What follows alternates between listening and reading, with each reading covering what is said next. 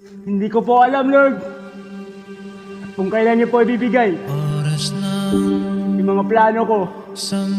Lord, alam niyo po kung ano yung mga pinagdadaanan ko ngayon. Alam niyo po, Lord, kung sino ako. At alam niyo po, Lord, kung ano yung laman ng puso ko.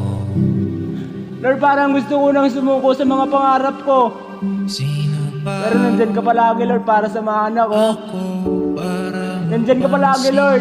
Lagi mong sinasabi, huwag kang mawawalan ng pag-asa. Kasi kasama kita. Lord, alam ko, hindi ko man nakuha yung mga plano ko ngayon. Pero darating yung araw at darating yung panahon na ibibigay niyo sa akin. Maghihintay po ako, Lord, kung kailan niyo po ibigay yung mga plano ko.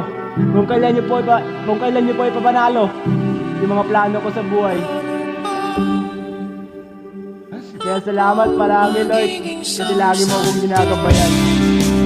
At salamat po, Lord, kasi kahit nahihirapan ako, lagi mong sinasabi sa akin na huwag kang susuko.